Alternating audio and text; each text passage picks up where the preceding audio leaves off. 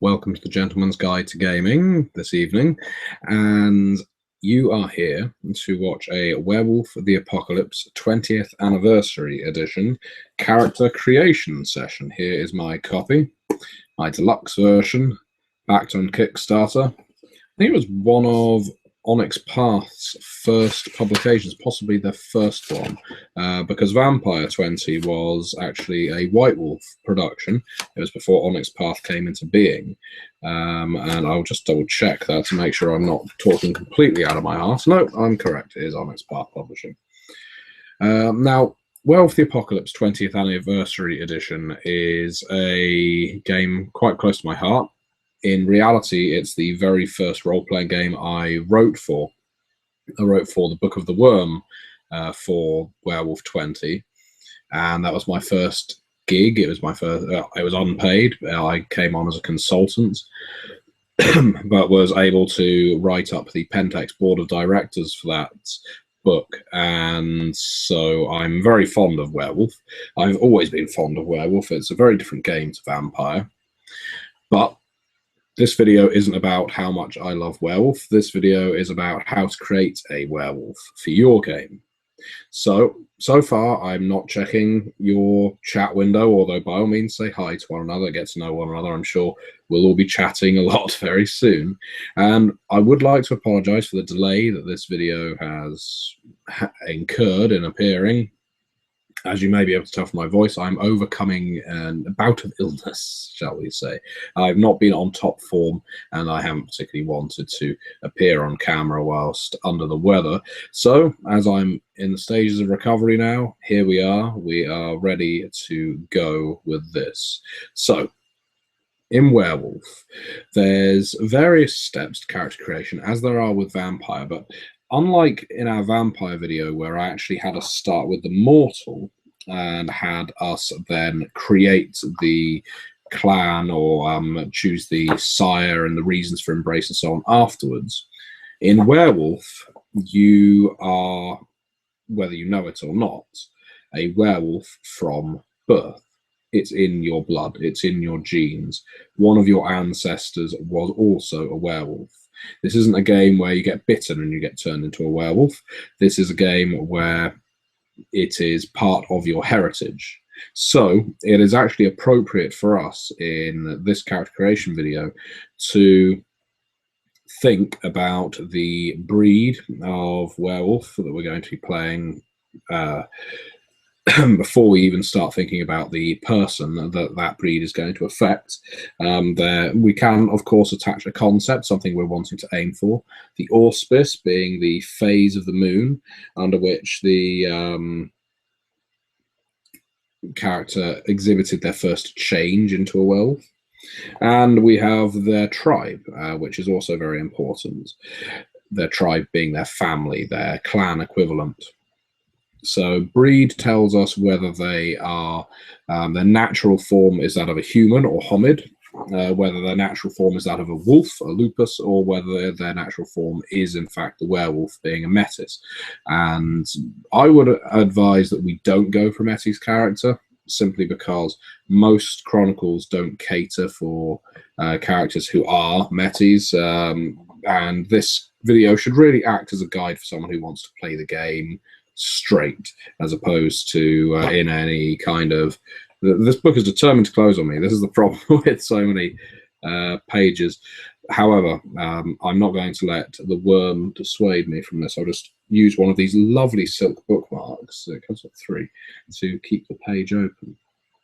So, with that in mind, I don't want us to fully flesh out the character just yet.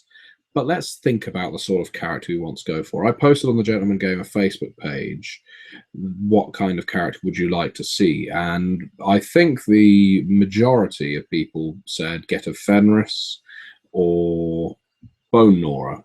They are 2 incredibly popular tribes in Werewolf. However, that isn't a character concept. That is only the tribe. And, you know, as I'm recording this on St. Patrick's Day, a day I don't celebrate because I'm not Irish, but I know plenty of non-Irish people feel the need to do so. We could go for a Fianna. They have Celtic or Gaelic roots, depending on the Fianna you speak to and how actually Irish they happen to be. We don't have to do that, but I'm just rolling it around there with you, and I will check in the comments shortly to see what the prevailing thought happens to be.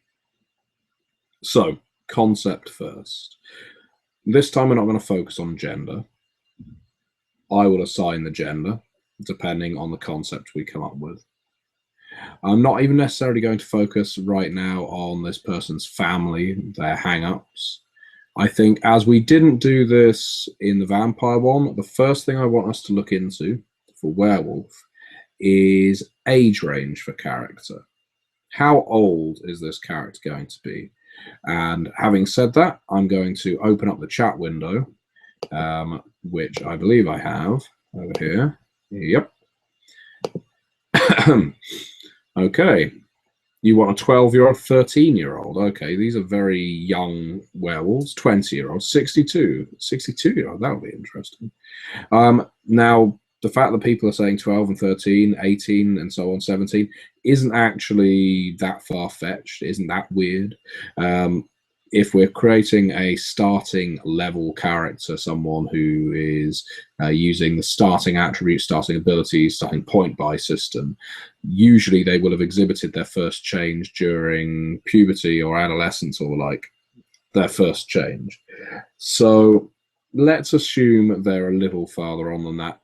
I actually quite like the idea of going for a 17-year-old. It's just on the cusp of legality of a lot of things. That sounds a bit weird on my part. Apologies. But what it means is, from a character portrayal point of view, you have challenges. Your character can't necessarily walk into a bar so easily without a fake ID. In some countries, your character can't drive, at least not legally. They may not be able to own a gun. So 17-year-old is nice because what it means is, if you're playing this character, you have a bit of an arc. Just based on their age entirely. You can incorporate this into your play because your character has to grow up both as a human and as a wolf. So we'll go for 17. It's obviously on the upper end of the puberty scale, but I think 17 is a good age. So I think as we went for a female character last time, we'll go for a male character this time. Let's have some parity. So we've got a 17-year-old male. Now, 17-year-old male, is he going to be, and this is where I'm going to put it to you, is he going to still be at school? Is he going to have college aspirations? Is he going to be a dropout? What is he going to excel? Now, thank you very much, Ryan, finding a cusp of legality.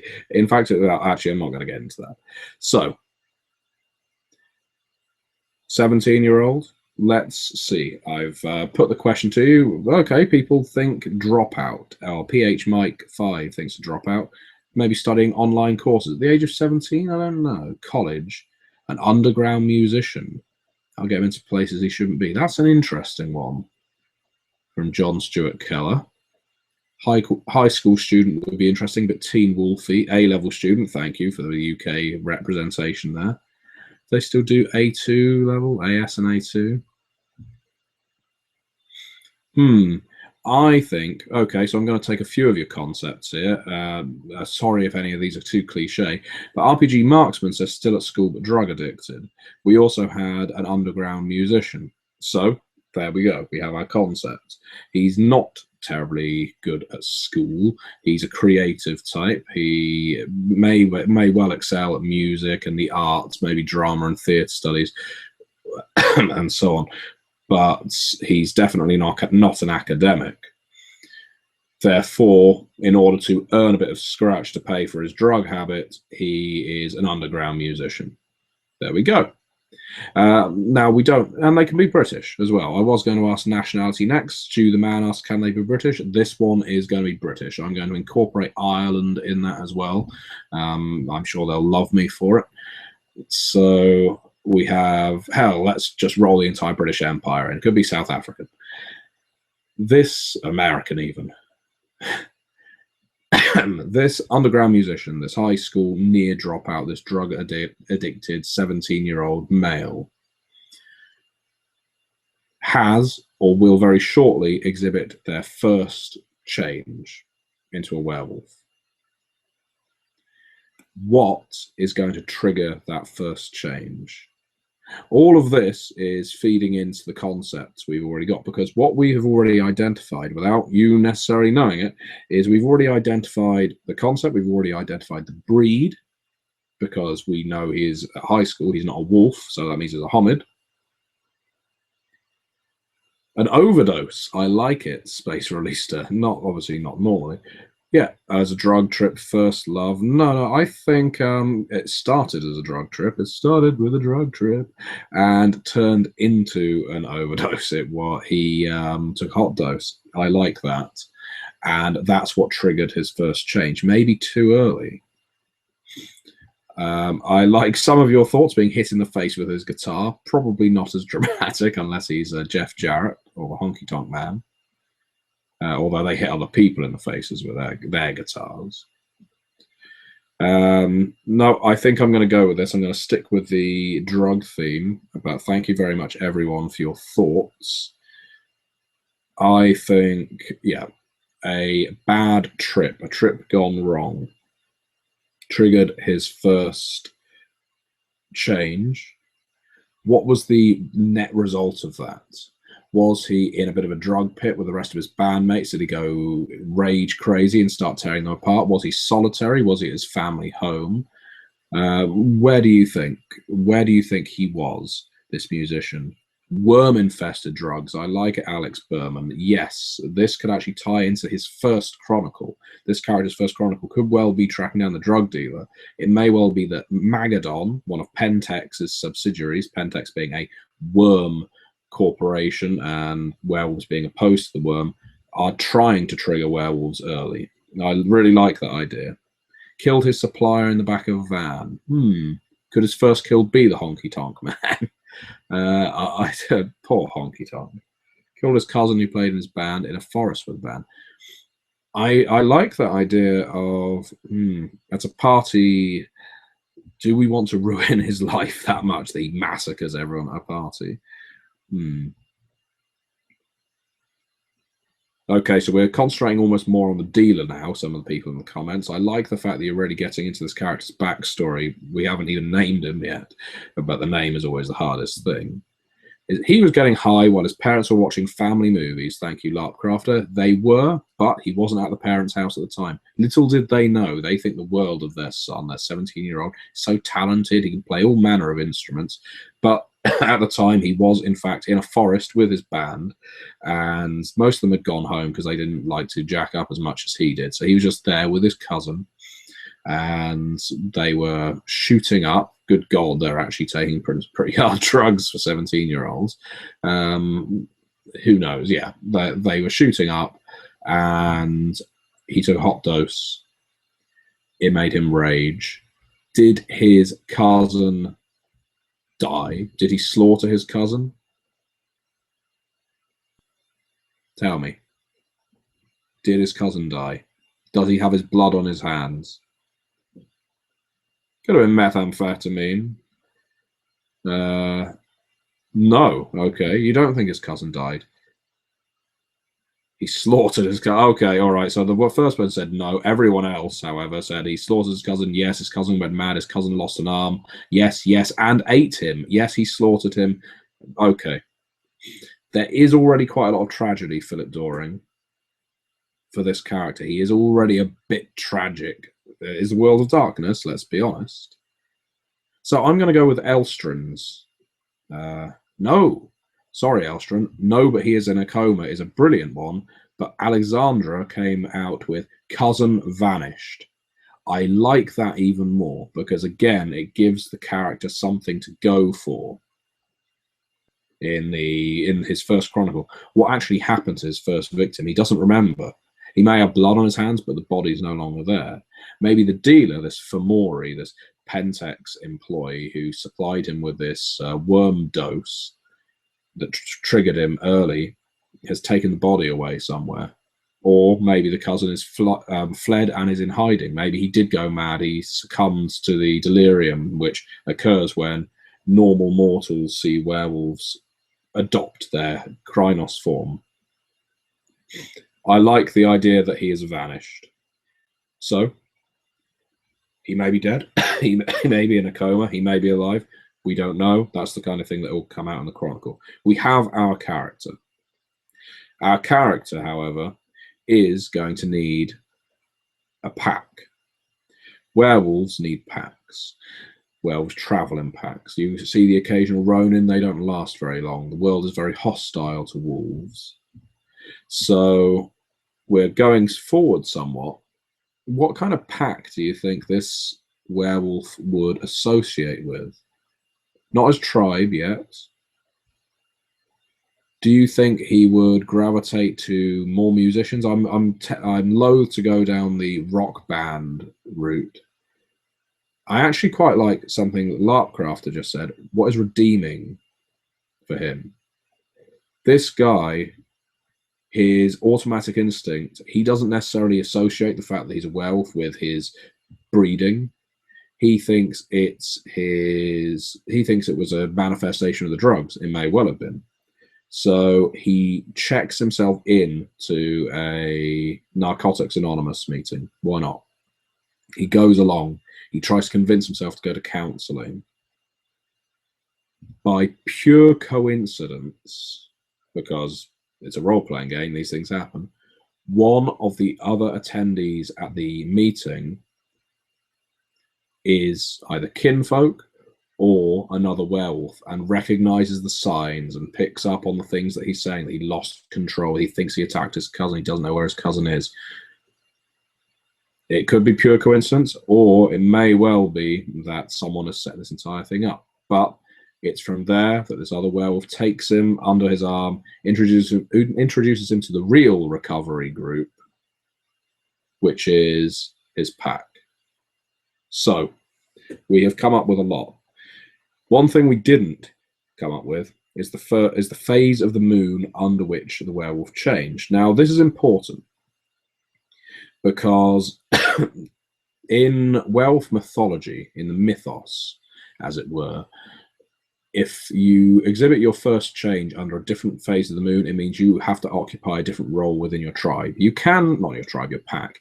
It does mean that, well, you can change your role, you can change your auspice during the course of the game, but usually what the moon has or Luna has destined for you is what you stick with forever. Most of the time, werewolves have a short enough life expectancy that they don't actually survive long enough to change their auspice. What is the current moon, Xavier Granville? If this is going to be on St. Patrick's Day, someone tell me in the UK right now. You're looking this up. Look this up right now. What is the phase of the moon in the UK today? Today is a gibbous moon, says Xavier. Okay. The gibbous moon is Galliard. So, here's a waning gibbous. Nothing wrong with being obvious. Some people are saying Galliard is obvious. So what a Galliard is, read from the book, is they are the law keepers and tale singers who tell the deeds of Garou past, that's werewolves, to inspire the present. That's not actually a bad thing. You know, we may well think, oh, well, so what? The bard, the musician, is automatically the Galliard. Well, that's completely appropriate. There's certain strings of fate at play in a game like Werewolf, and maybe, just maybe, he was always destined to change at this time. So yeah, our talented musician, our washed-up drug addict, our 17-year-old who's been forced into a premature change, potentially, is going to be a Galliard. Now, the bit that I know you all find most important, and most players do, and there's nothing wrong with it because it's probably the most flavorful thing in any World of Darkness game. It's when you come to pick the clan, the tribe, the tradition, the guild, what have you. We're going to pick this werewolves tribe.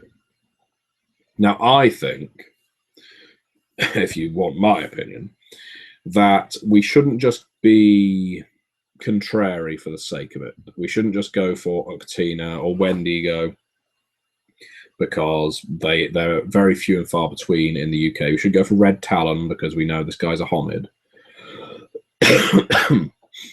We know he's in the UK, which doesn't restrict our choices, but does make some more likely than others. Bone Gnawers are likely, Fianna are likely, Glasswalkers somewhat less. I feel because he's a bit grimy, Bone Gnawer seems appropriate, and yet almost too appropriate. We've already gone down the line of Destiny a bit too far, and as much as I love Bone Gnawers, I'm quite liking the fact that Roland Wimmer, Lee Rimmer are both saying Child of Gaia. That's actually, that would be quite different. It means he could find an inner peace and end up channeling it through his music. I don't know if it matches the grungy idea I've got in my head for this guy, though. Homeless Glasswalker could be an interesting challenge. Someone says a Silent Strider. Now, a Silent Strider would be very different indeed. They're exiles, they travel constantly, they are essentially wandering werewolves. They are very in tune with the spiritual side of Werewolf the Apocalypse. I think we'll go for a Silent Strider. Very different. It means, and we didn't even talk about the character's ethnicity, it's quite likely that Silent Striders, given that they are ethnically from North Africa, this character is probably of the similar descent. Then again, their tribe is very diverse. The child of, I like what Akatsuki Leader 13 suggests, that the Garou he meets in rehab was a child of Gaia who adopts him into a tribe. I think that should be an option for the character later on. If he encounters no other Silent Striders, maybe he chooses to join the Children of Gaia. He's an Irish-African mix. I like that. That's quite interesting. So, there we go. We have an Irish-Tunisian Silent Strider, musician, 17-year-old, drug addict, changed when he had a hot dose that was given to him, unbeknownst to him, by a Fomori drug dealer who was deliberately trying to do this. Get this effect. He raged, potentially took it out on his cousin. His cousin disappeared. He checked himself into a rehab or recovery group where another werewolf identified the signs, adopted him into a pack, which we're going to call the recovery group at this point. And he's a Galliard. He's going to be the musician, the storyteller, the lore-keeper of his pack. He is a Silent Strider. This means he's comfortable traveling. He's comfortable communing with spirits. He will never be happy settling down. It also means he's going to detest vampires, specifically followers of Set. Yeah, I'm just reading some of the comments. No, he will not join the IRA and fight for the liberation of Greenbeer. Definitely not. So, although an Irish Tunisian in the IRA would be interesting. So what we're going to do now, I'm going to move away from the comments. Thank you very much for all of those, because what I'm going to have to do is load up the character sheet, which is going to mean screen sharing, and screen sharing is probably going to make my screen go ba ba ba ba ba ba ba as it does while I load up the character sheet, so do bear with that. So full screen, there we go. Here we are. Okay, now we have the Werewolf the Apocalypse 20th anniversary character sheet downloaded from Mr. Gon's website. There's various features that his breed, his auspice, and his tribe are going to apply to him as a character, but we'll get on to those after we've assigned the basics.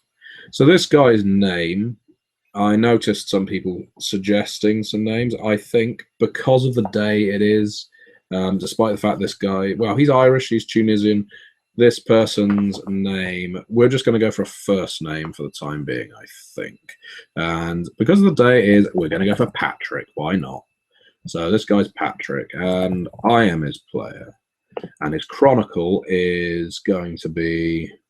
we're just going to call it hot dose for the time being, in reference to the drug that he was given, and perhaps maybe there's an epidemic of that kind of thing going on.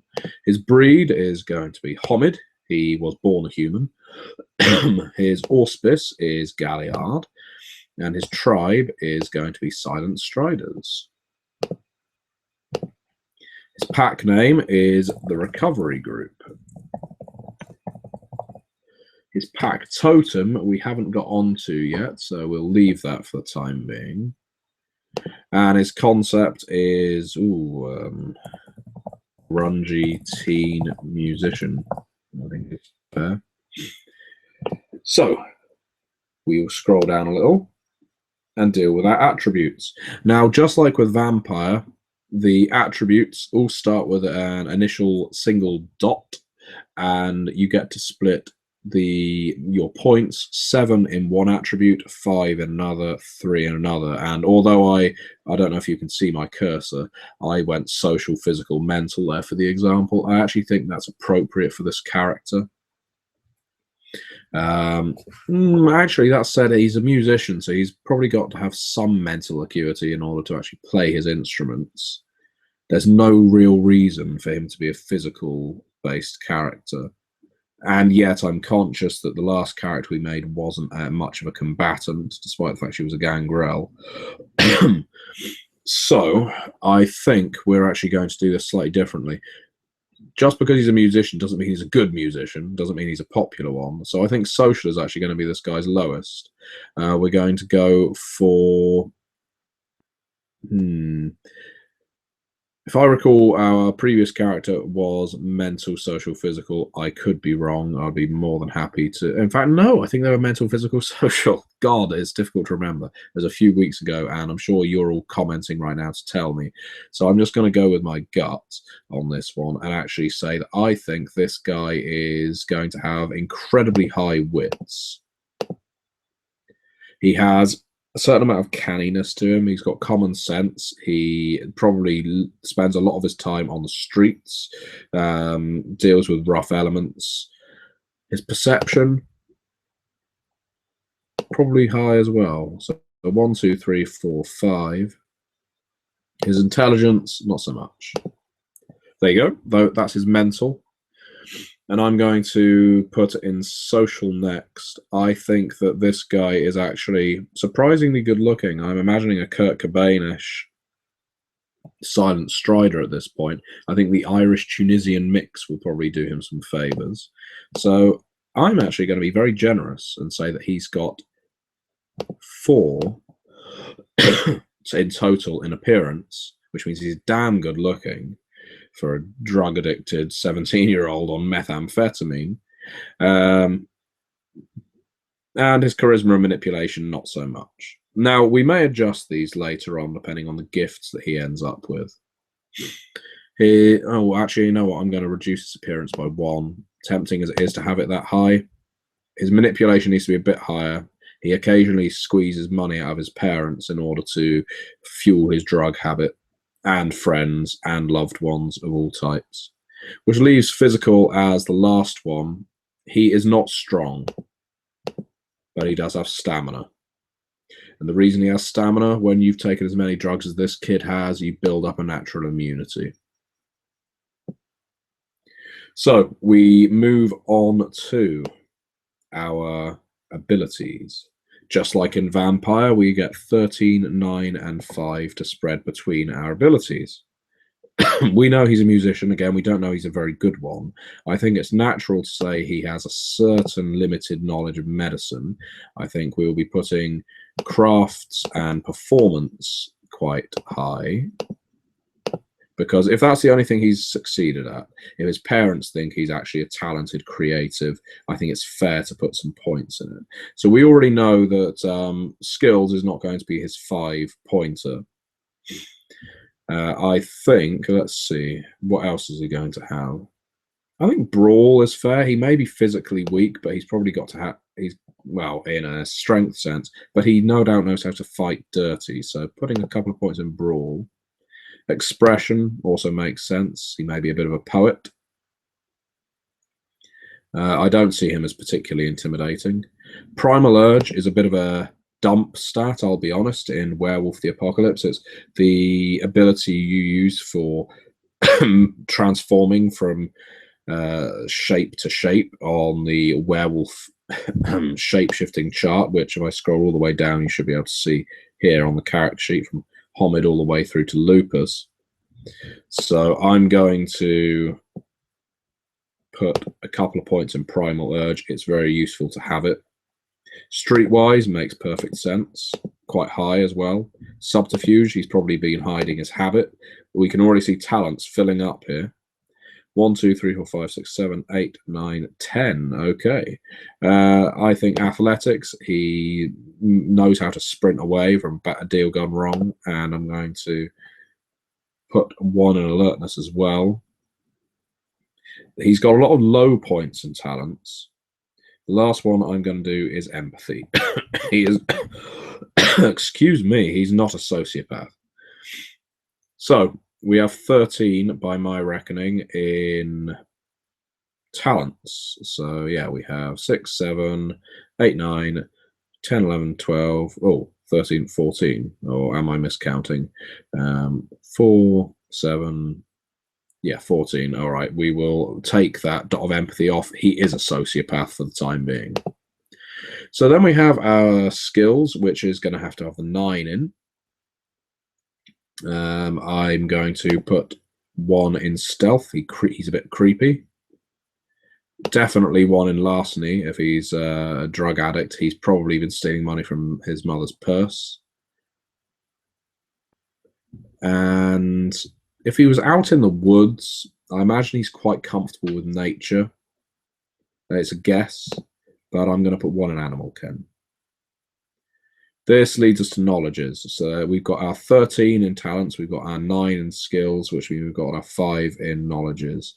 So we haven't established that he knows anything about being a werewolf yet. So occult and rituals probably isn't appropriate, although he's going to want to put dots in rituals eventually if he's going to be a decent galliard and can recount that kind of thing. Same kind of goes for enigmas. Investigation is always worthwhile. 1 dot in academics. He is at school, even if he's not very good at it. And it makes sense that he has at least 1 dot in computers, given that he's a 17-year-old in today's society. He probably knows how to use a phone. So there we go. That takes us on to backgrounds. Now, backgrounds, you start off with 5 dots in as per vampire. There's more backgrounds in Werewolf, if I recall. Some of which tie specifically into Werewolf, such as having ancestor spirits, which is something that Silent Striders can't have. They've been cursed by Set or Sutek to basically be cut off from all of their ancestors, so we won't have that. Fate can play into it. He's already kind of achieved part of his fate, so I don't think we need to do that. Having kinfolk or a mentor. We know he has a mentor, so let's start with that. Let's put 2 dots in mentor. It appears I've just got an email from one of my fellow writers. Let's see. What else do we fancy? Contacts in the drug trade. I don't think we'd consider them allies. Does he have his own totem? We haven't really established anything like that.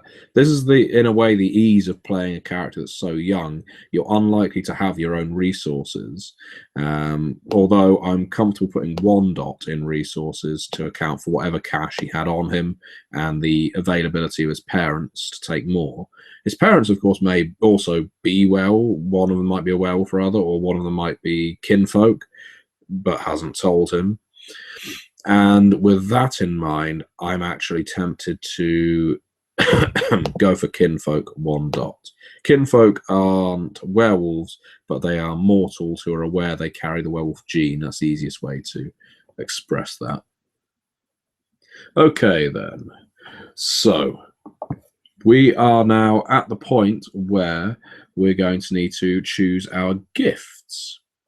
Gifts are your discipline equivalents in Werewolf the Apocalypse, and Silent Striders and, well, Silent Striders, for his tribe, Silent Strider, you get to choose one Silent Strider gift.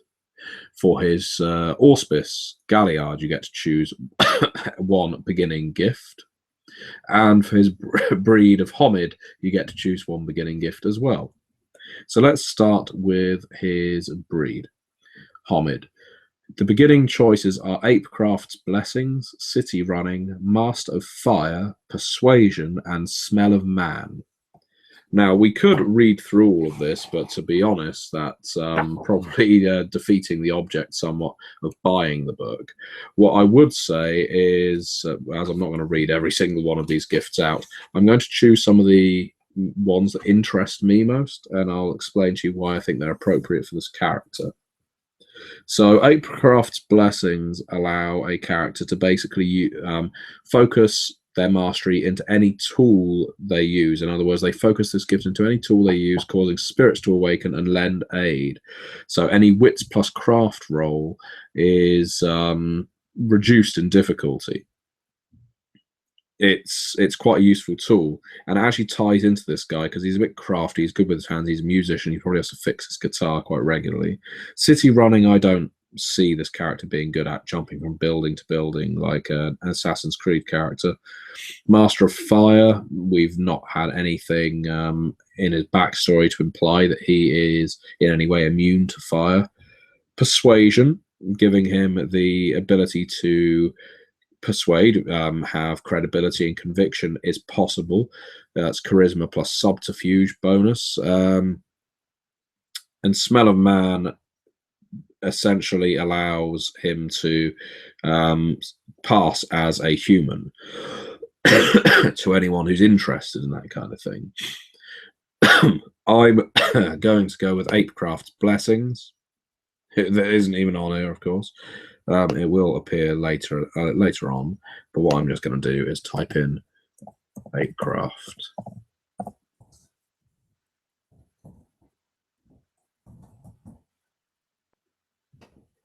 All right, whoop, keep doing that. So that's his level 1 Homid gift.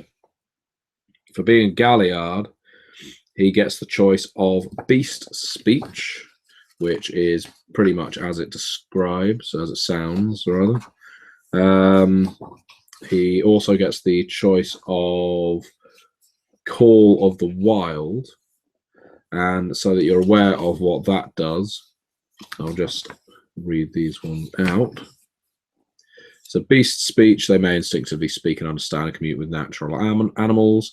Call of the Wild, Werewolf may send her howl far beyond the normal range of hearing and imbue it with great emotion, stirring the hearts of other Garou. I like that one a lot. Heightened Senses, which it speaks for itself again. Mind Speak, invoking the power of a waking dream. Garou can place any chosen character in silent communication. And Perfect Recall, the werewolf is able to remember and relive any memory with perfect clarity. I don't think Perfect Recall is appropriate, given that part of this character's story is how he doesn't remember what happened to his cousin. I think that Call of the Wild works because we know that he's an orator of a type. He, after all, is a musician. So we're going to go with Call of the Wild, which just leaves us with our Silent Strider beginning gifts, which are Heaven's Guidance. So Heaven's Guidance is, let's see, I'll get the definition of it. The Strider is never lost while the stars shine in the sky. It's taught by a spirit servant of the North Star. Basically, it's an innate sense of direction. Sense Worm, which again it speaks for itself, but it allows a werewolf to actually detect when the worm is near. It's a form of detect evil, but it's more like detect corruption. And I do think that will be appropriate for this character, given that he's been fooled once. Silence, it allows the Silent Strider to muffle any sound she makes, the better to creep up on the worm's minions. That would actually work very well for this character. Speed of Thought, it doubles her running speed, or his running speed. And Visions of Duat, the werewolf's eyes become cloudy and pale and can basically see the underworld. Spends a point of gnosis, which we'll get onto, and the werewolf can then basically see ghosts. For fun, I would go for Visions of Duat, but you need dots in occult for it to really be worthwhile. As this character lacks that at this point and can always learn this later, I'm actually going to go for Sense Worm. May not sound like a terribly interesting one at this point, but I do feel that it ties into what's already happened to this character. We have more space for gifts over there. Should we buy them? So we now record a character's renown. Renown is an interesting trait in Werewolf because it's something unlike any other World of Darkness game. It is almost equivalent to levels in another role-playing game. It is your werewolf standing in society based on their glory, their honor, and their wisdom that again speak for themselves, but you have to perform certain deeds in order for those ranks to go up. When you fill up your permanent rating, your temporary rating rather, you get to a certain point, you get awarded additional permanent renown. It's a nice tactic. It means you can easily track the deeds of your character and how well regarded he automatically will be by other werewolves just by reputation alone. And your starting renown is determined by things like your let's see, by your tribe, I believe. Let's see. Oh no, it's by auspice. My apologies. So his breed is Homid, so his initial gnosis is going to be 1. I'll just do that now. His auspice is Galliard, which means his initial rage is 4. And his renown, as I was getting onto it, is 2 in glory, 1 in wisdom. He has no honor at this point, which again I think is fair given the character.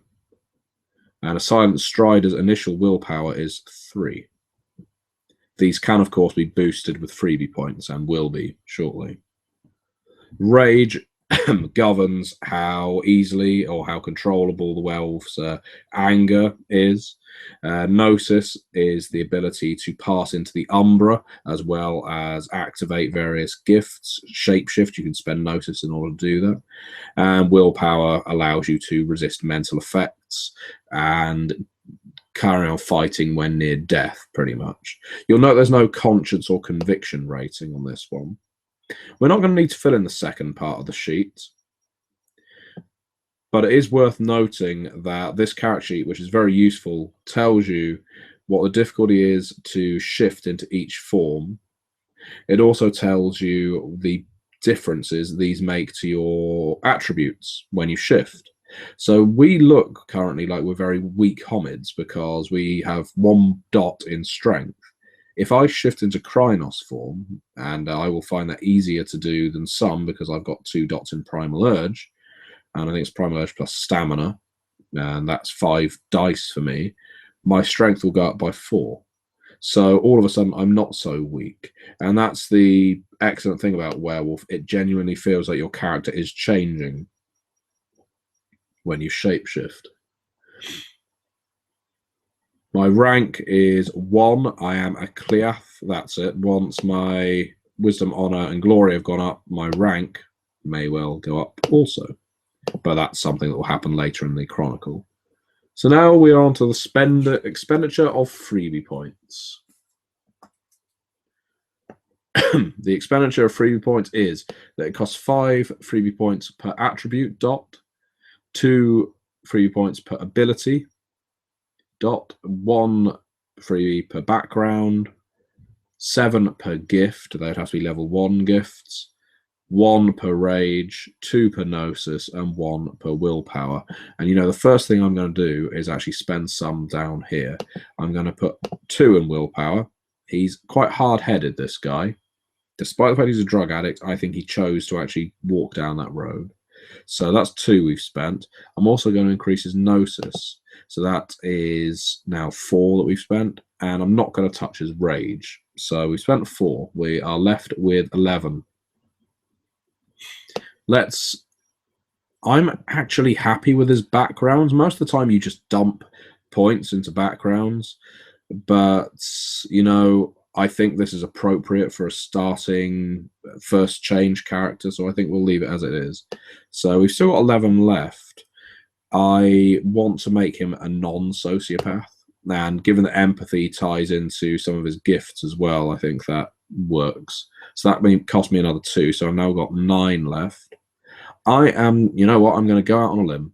I'm going to put another dot in empathy. He's more understanding than you think. And what that leaves me with is 7. And with that, I am going to go for another gift, I think. So, to look over at the gifts again. And again, we need a gift that's appropriate for this character. I still wasn't really drawn by anything terribly tied to his auspice, but persuasion, for being a homid, he's a charmer, is quite nice. What I might do, actually, I'm not going to do that dot in empathy. I'm going to do 1 dot in occult. The first thing that his mentor taught him was about the weird and the wonderful side of werewolf life, which means I can now justify buying my gift of Visions of Duat, because that takes perception plus occult, and now I actually have a pretty damn good chance of making that. So if I scroll all the way down, there is nothing wrong with attuning your character in terms of dots into allowing, where is it? Nah, it's not on here, of course. We'll just type it in allocating your dots so that you can use the powers you want. Ultimately, you want to play a game that's fun, and you want to play a character that can actually get off the ground and move. And in our case, we want our musician, drug addict, silent strider, member of the recovery group, Patrick, to be able to hit the ground running. So I'm going to stop screen sharing. And here I am again. And I am going to go back to the group chat.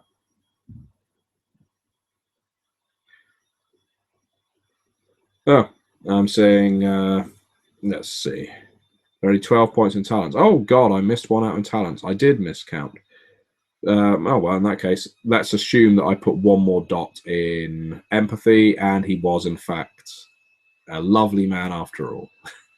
Excellent. Well, thank you very much for highlighting that. He's using music to sway others away from drug culture and to fight against a specific type of corruption. I could very well see that he would do that, especially if a child of Gaia takes him under his wing. But I also find it likely that he's not going to be able to settle for long in any location, partly due to his tribe, partly due to his culture. I suspect that he's always needed to run away from people are close to him. So how long he remains in his pack will be interesting to tell. But what we have done is created a werewolf. We've created this character, concept alone, in the first few minutes, and then it was just filling in blanks, adding these dots to a character sheet to make that character make sense mechanically. I like the idea that someone's actually pointed out a follower of Set is his local dealer, but he didn't realize. I think we'll leave the followers of Set off of this guy's character sheet for a little while. And his metabolism will process drugs differently now that he's changed. He's going to need a much harder hit, and what's more, it's likely to trigger rage when he does take it. What instrument does he play? For some reason, I imagined him being the bass player in a rock band. I'm not sure why. He wasn't charismatic enough to be lead, and not talented enough to be a drummer. So he's a bass player. Will I be using this character, Ray Bruhar Dash? Probably not. What this is a demonstration for you. But I've got the other character saved. I've got this character saved. What that means is one day, you never know, I might run a game and ask that you play these characters and entertain me with my own puppets. So, I think that's everything. Patrick has been made. He would, in normal course of affairs, be ready to get off the table and start playing. And that's a character built within an hour, communally, not just from my own brain.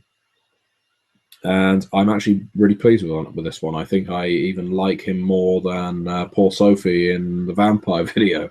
So currently Patrick has taken top marks. Oh, and his pack totem. That's a very good question. What totem do you think he would have? I'm guessing some of you are familiar with Werewolf, given the fact that you've been throwing out tribe names at me. Yeah, what would be appropriate for the Silent Striders? Let's see, shall we?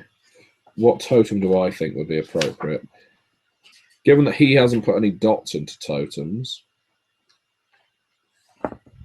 this is going to be the existing packs. Pack totem.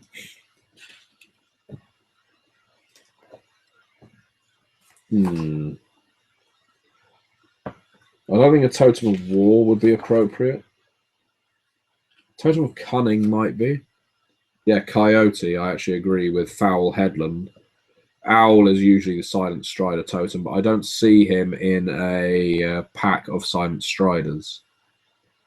I think that the Children of Gaia are probably going to be pushing this a great deal. I just see that there'll probably be in his pack a Child of Gaia, a Bone Nora, a Fianna, and him at the very least. So I think Coyote, it's a very expensive totem to have, but this is a pack that's older than him. He is very much the new recruit. So Coyote, what that means is Coyote is the ultimate trickster, more Ragabash than Galliard. It's an avatar of chaos, utterly unpredictable, often foolish, but undoubtedly brilliant. Coyote is both a master of deception and a very clever warrior. Each werewolf in a pack with Coyote as a totem subtracts 1 from any awards of temporary wisdom, which isn't good for them. However, the packs gain 3 dots of stealth, 3 dots of streetwise, 1 dot of subterfuge, and 1 dot of survival. That is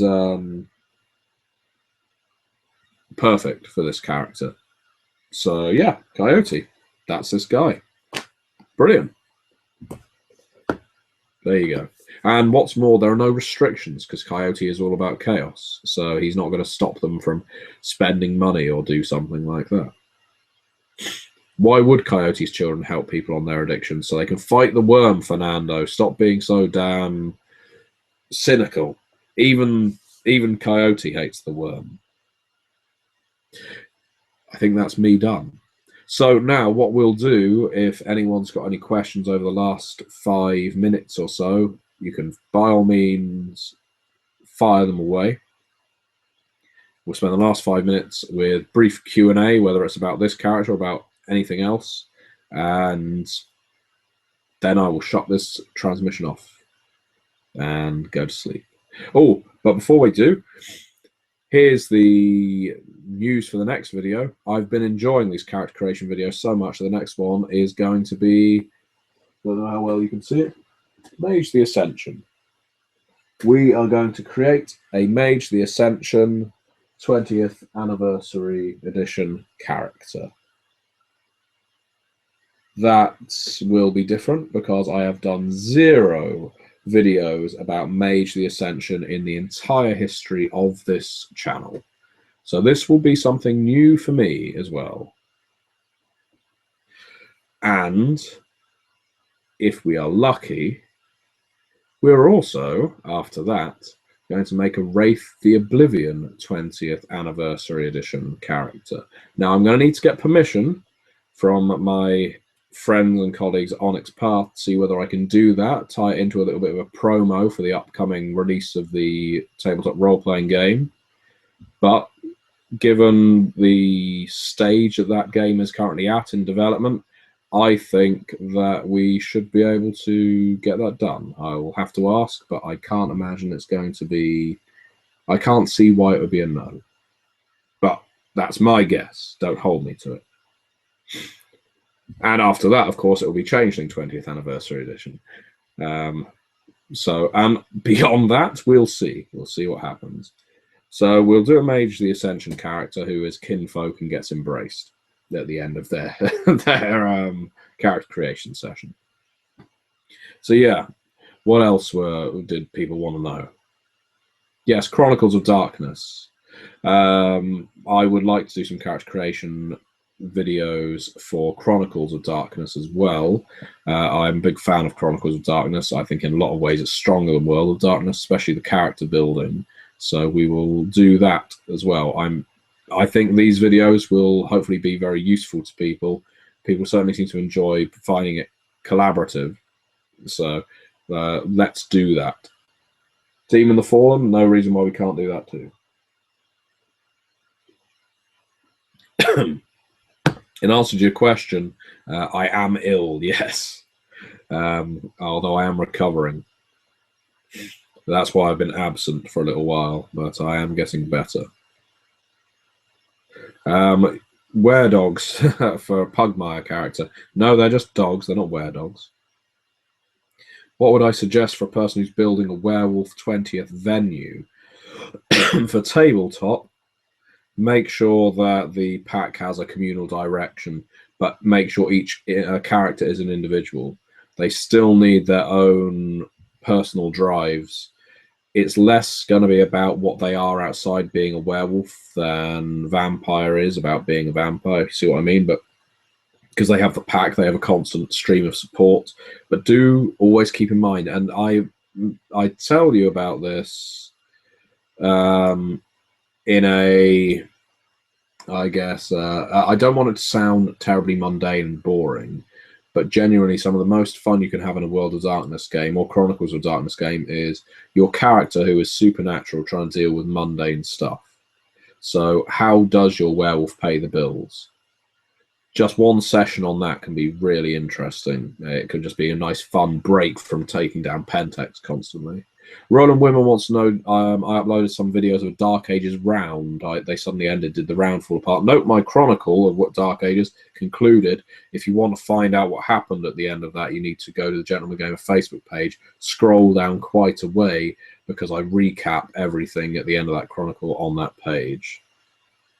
Dave the Dinosaur, holy shit, there's a Tide of Iron box on the shelf. There fucking is, yes. Ivo Reimer, what is my favourite werewolf breed? Probably Homid. I know it's a bit boring, but I think it's actually the easiest. It's the most conducive to roleplay. Gladeth, will I be doing some viewer games? I certainly hope so once my health is back up and together. Irene Grail, can we create a villain? Okay, when we create a Mage, the Ascension character, they're not going to be nice. We'll keep that in mind. They're not going to be an Afandus, they're not going to be a Marauder, but they aren't going to be pleasant.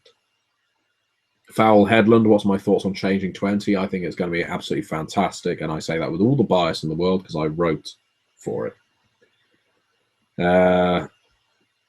Larpcrafter, an online role-playing game of Werewolf. My suggestion when trying to build a venue is go to the Onyx Path forums and try and find some players on there. There's a lot of Werewolf fans on the Onyx Path forums, and you can really recruit a solid game from that. And the good thing is, because they're on the Onyx Path forums, they already know about the game, which means you don't have a barrier to entry.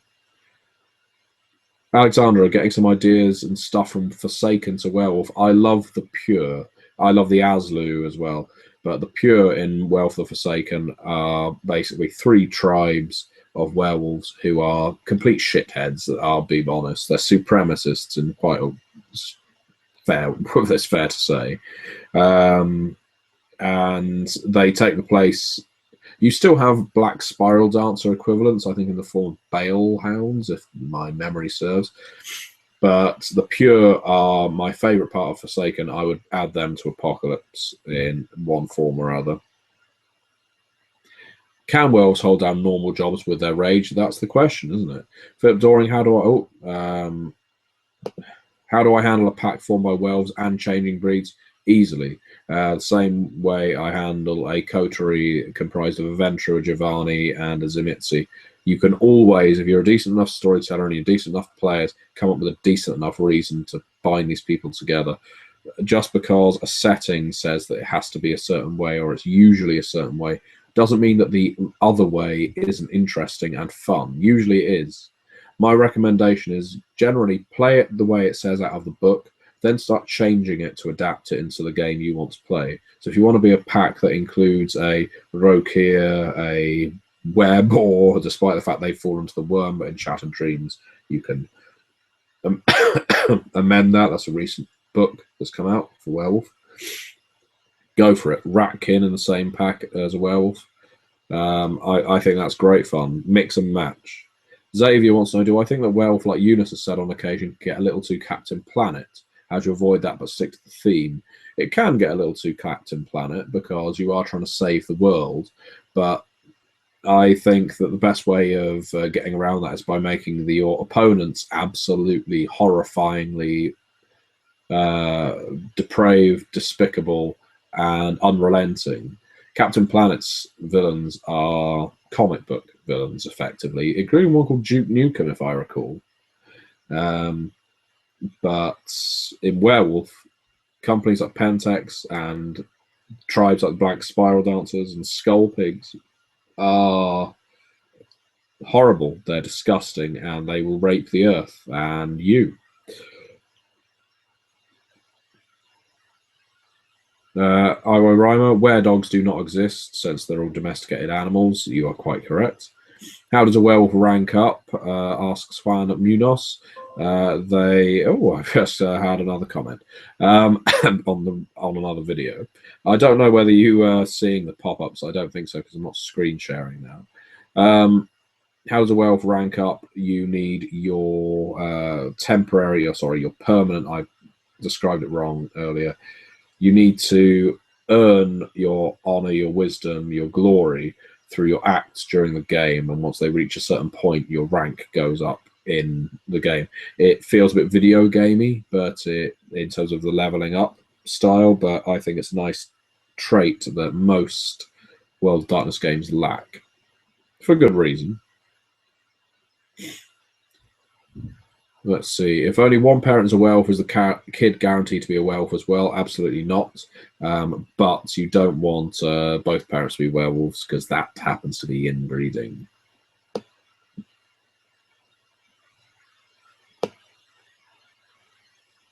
Oh.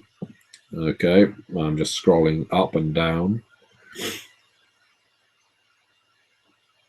Let's see. A technocrat for M20. I think that would kind of be missing the point of creating a character for Mage 20. I'd rather just create a member of the standard traditions who is also a shithead, but we'll see. Dave the Dinosaur asks, if someone wanting to start playing games from the World of Darkness series of games, what would I need? I've been trying to figure that out for a while now. Luckily, with World of Darkness, all you need is one book, with the book of the game you want to play. So whether it's vampire, werewolf, mage, wraith, changeling, hunter, demon, mummy, or Kindred of the East, you just need the core rulebook. And after you've read it, and I do recommend that you read it, you go to somewhere like the Onyx Path Forum or the Vampire the Masquerade Facebook group, or go on Roll20 and find a group and ask to play. That is literally all you need. You need a book and some 10-sided dice if you intend to play with people in person. It is glorious, as the inventors said, as Robert Roode said. Gladeth, which would I prefer? An enthusiast in the World of Darkness and Chronicles of Darkness with little to no experience, or a player who does have experience but doesn't know about World of Darkness for a World of Darkness game? I would rather have an enthusiast. I want people in my games who want to play them. I don't just want people who are turning up every week just to play a game. I want people to play this game. Akatsuki Leader 13 wants to know what was my favorite World of Darkness game line. Wraith the Oblivion. What's my favorite Chronicles of Darkness game line? Yeah, I'm going to sound really arty if I say Promethean now because I've said Wraith. To be honest, from a stylistic, a thematic point of view, it is Wraith and Promethean. From a playability point of view, it's Wraith and Promethean. From games I'm most likely to be able to find, it's going to probably be Vampire and Vampire, if I'm honest.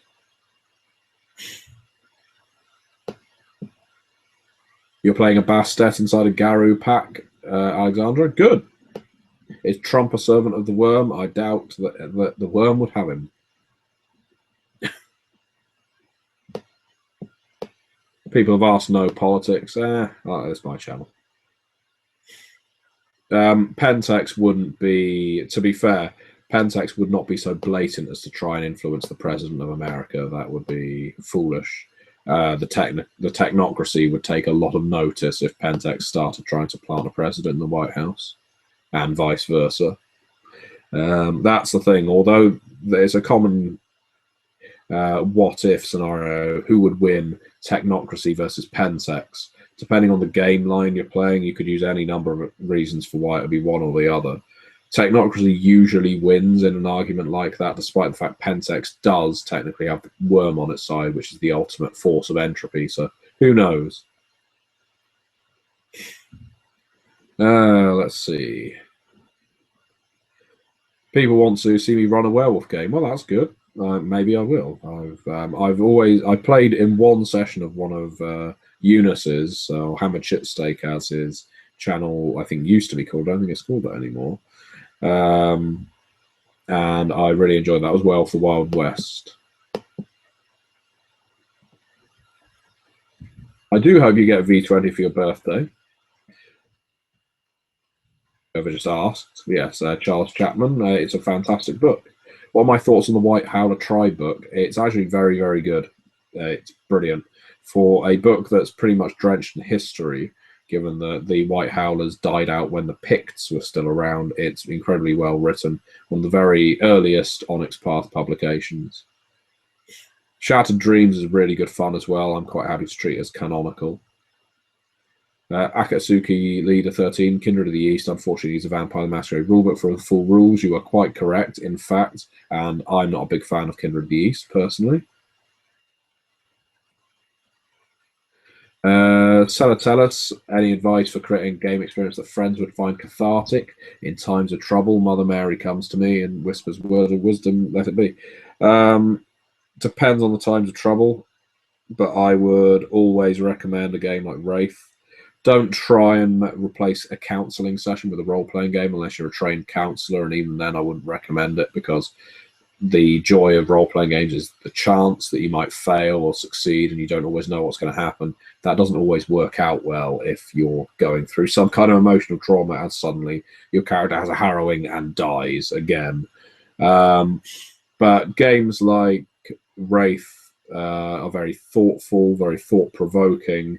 I wax on about it quite a lot in these videos, but I very much recommend playing through a game where they get a chance to experience from a different angle some of the things that are bothering them, if that's the kind of thing that interests you.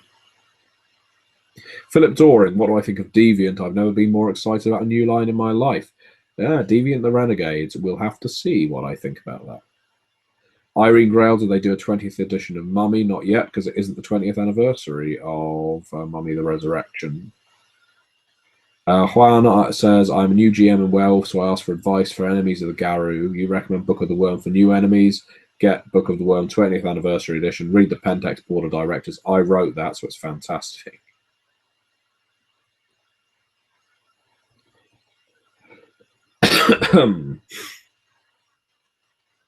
Will there be something like Lore of the Tribes for Werewolf the Apocalypse?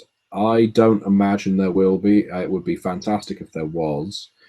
But with the 5th edition of World of Darkness being designed by White Wolf right now, I doubt there's going to be any brand new 20th anniversary of books that haven't already been announced. That would be my suspicion, but I'm not in a position where I can confirm that. I think that's logical to suspect, though.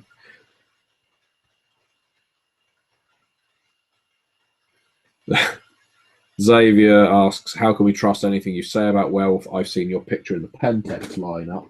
You know, I wish I could deny that, but I am one of the directors of Pentex. If you've watched my Pentex Guide to Werewolves, you'll already know this, and it shouldn't take you as a huge surprise. It come at you as a huge surprise, but I am on the board of directors. you should be able to see that with any luck. So there I am. I'm Harold Zettler, Malkavian anti-tribute, ignore the Ventru clan pin. So yeah, don't trust anything, and this Patrick will die as soon as this surface is turned off. Why is Promethean my favourite Chronicles of Darkness game? It is so utterly different to any other Chronicles of Darkness game. And I know people consider it lonely, people consider it difficult to run in a group. It's not, it's just different to World of Darkness games where you're static and have to stay in the same domain or city. It's the perfect nomadic game. It's a road trip movie. It's a Jack Kerouac novel. It is a really thoughtful game about not belonging anywhere and having to deal with the fact that you aren't human, but you desperately want to become human. There aren't many games that basically work in reverse, where you start as the monster and you actually want to become pure by the end of it. I think that's a very thoughtful, fun game in a different way to the way D&D is fun. Philip Doran says you should never ever play Wraith if you're depressed or feeling bad in general. I disagree, Philip. I think Wraith can be very uplifting.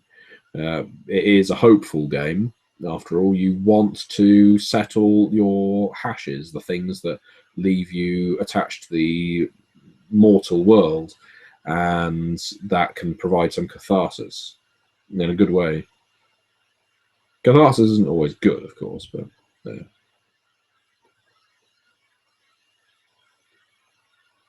So, any other... Philip Dorian, oh my god, you're our antagonist in our mage game, evil. Oh, why? Because I'm Harold Zettler.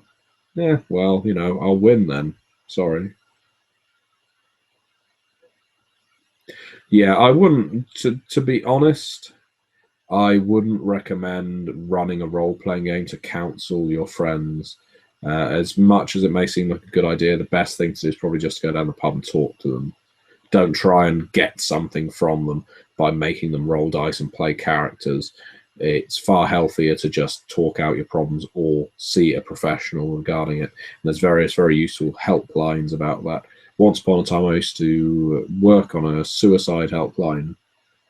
One of the most traumatic experiences of my life, to be quite honest, but incredibly informative. Really puts other things in life in perspective when you've done that for a few months, because you speak to some very, some people who are at the end of their tether, quite literally.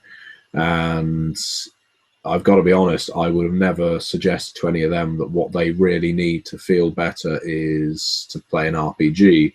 Although, you know, it might have helped, it might have distracted them.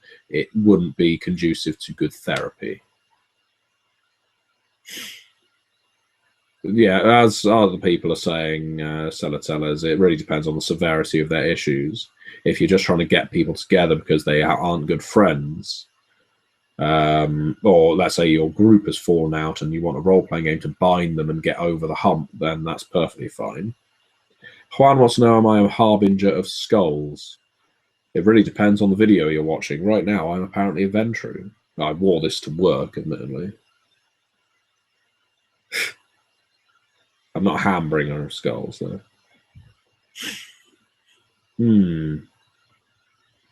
Charles Chapman asks, you may have answered this question in the past. Do you suggest having players make characters first and build a campaign for them? I make characters in conjunction with my players. Or rather, I get them to make their characters in conjunction with me so I can build the campaign up from that. I don't like them to dump their character on me and for me to then form a plot.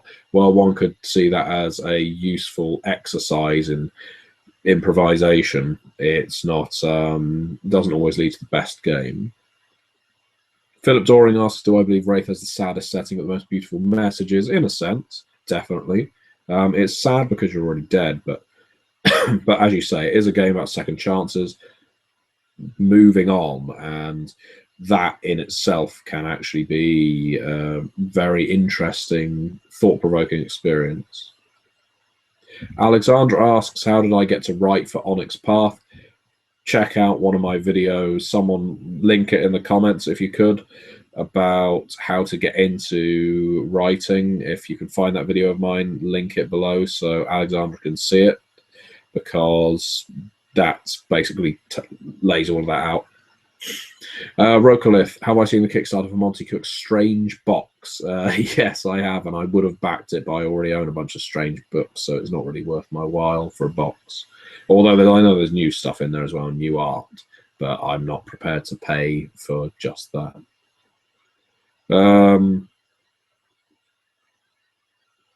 Thank you very much for watching, Gladith. There's plenty enough questions for me, but if there's not enough for you, that's fine. I just appreciate you watching. Foul Headland, can you give me some tips on Pentex in the 50s? I would recommend watching the TV series Mad Men, the first 2 series of it, to get the impression of what corporate is like, what sleazy businessmen are like, even though they're incredibly charming. Then add an air of destruction to that, where they want to destroy their competitors and ultimately corrupt the people they're servicing. That is Pentex in the 50s. Everyone wears a very sharp suit, slicks their hair back, smokes Lucky Strike, and doesn't give a shit about lung cancer. I think this is fair. I'm a Malkavian. According to Akatsuki leader, I'm a Malkavian who sometimes thinks he's a Ventru or Harbinger, or a member of the board of Pentex, or a writer for Onyx Path, an occasional YouTuber, or a Death Lord, or 100 other things. I do have many faces. I haven't seen anyone post the link, but as Thorn Tanaka has said, that is the writing video. Yeah, it's how to get into RPG writing or something like that. Gideon Helmsley, what is your favorite aspect of the worm and why? Well, I don't know. I love all of its heads. That's an interesting question, but I think the worm is an interesting antagonist. It isn't just a blind snapping creature. It's manipulative. It's got tendrils. I love the male Jin, the incarnate of everything that's corrupt in the world. I think they're fantastic. There's an awful lot in this Book of the Worm 20th Anniversary Edition that you can use. It's a brilliant book, and I don't just say that because I wrote for it either.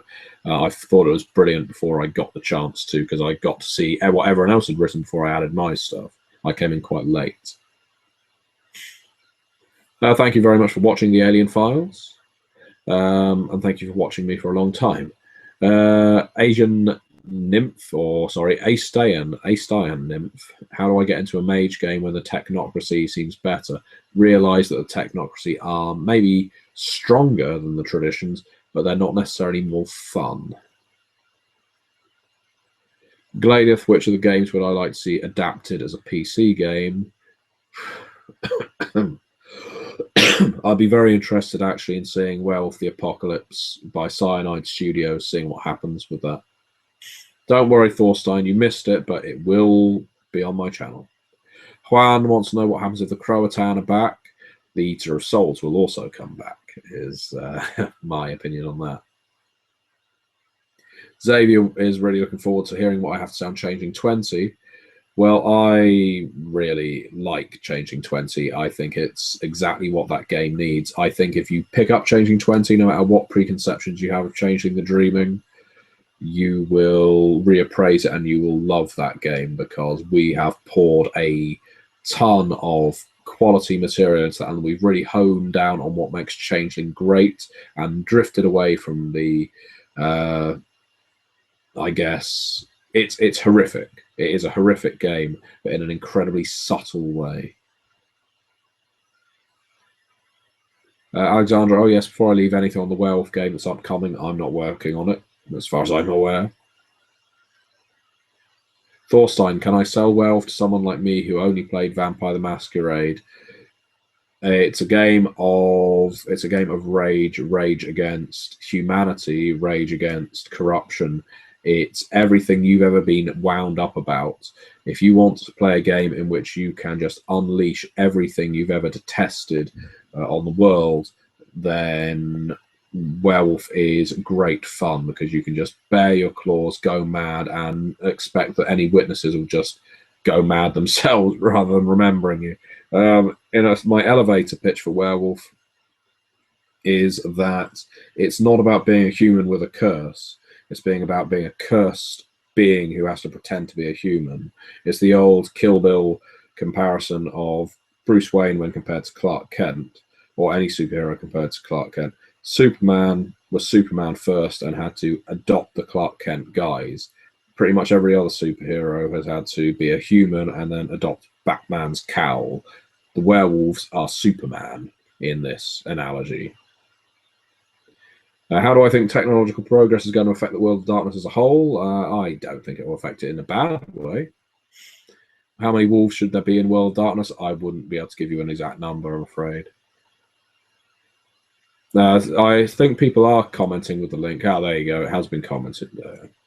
What are my thoughts on Kindred the Embrace TV series? I think it's a misfire. I think it's all right, but there's far better. I think I'm going to have to terminate at this point. Thank you very much. Oh, and greetings to Hungary down there. Thank you very much, all of you, for watching, for staying engaged with this. This lasted longer than usual. It definitely wasn't a 5-minute Q&A at the end, but I always find these fun, and hopefully they're informative. Hopefully you now know how to create a Werewolf the Apocalypse character. Tomorrow I need to write a Call of Cthulhu scenario for Chaosium, so I do need to get some sleep. But thank you very much for watching. I'm going to keep doing what I'm doing. The next video will be a Mage the Ascension 20th Anniversary Edition character creation session. I will attempt to post about it on the Gentleman Gamer Facebook page before I do it. I'll attempt to, but sometimes I like to be spontaneous. So if you're lucky enough to tune in, you get to tune in live. If not, you watch it pre-recorded. Oh, I'm seeing all these people say, shit, I missed it. Well, I'm not starting again now. Thank you very, very much for watching, and I'm going to go back to my Hangout tab, and I'm going to stop the broadcast. But I'll be on the chat room a bit for a little bit longer, because that takes a while to wind down. Good night.